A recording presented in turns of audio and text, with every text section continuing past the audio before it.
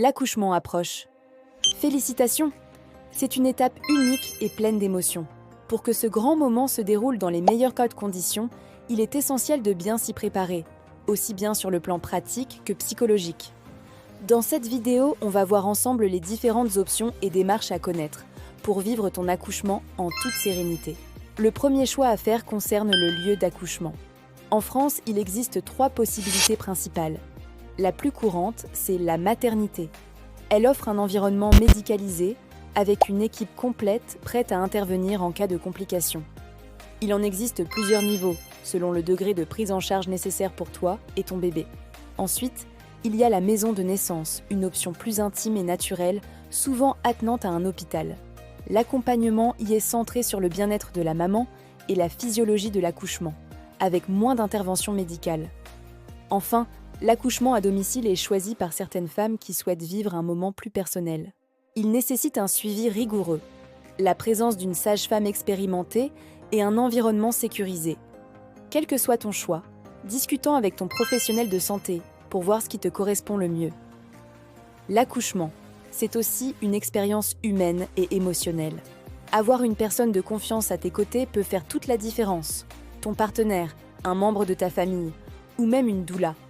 Cette personne peut t'aider à gérer la douleur, te rassurer et te soutenir dans les moments intenses. Pense simplement à vérifier les règles de ton lieu d'accouchement concernant la présence d'accompagnants, car certaines structures ont des consignes spécifiques. Il existe aussi plusieurs méthodes d'accouchement, et les connaître te permettra de mieux anticiper le jour J.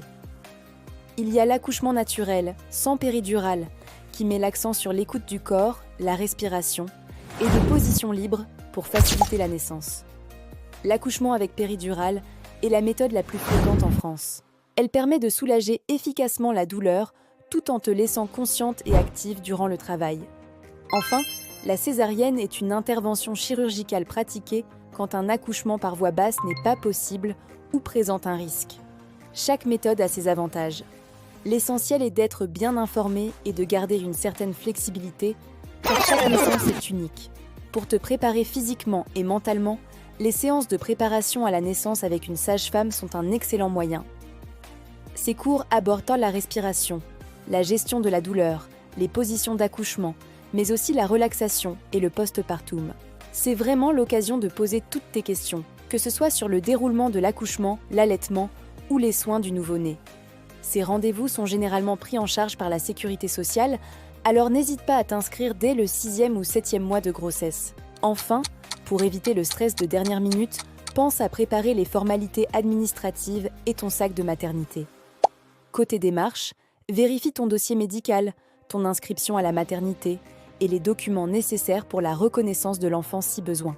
Et pour le sac, prévois des vêtements confortables pour toi et ton bébé, des affaires de toilette, des couches et quelques objets de réconfort comme un coussin ou ta playlist préférée.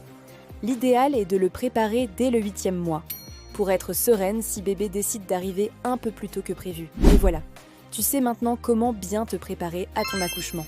Si cette vidéo t'a aidé, n'hésite pas à liker, à t'abonner et commente le mot accouchement pour qu'on prépare ensemble la suite. Merci d'avoir regardé et à très bientôt.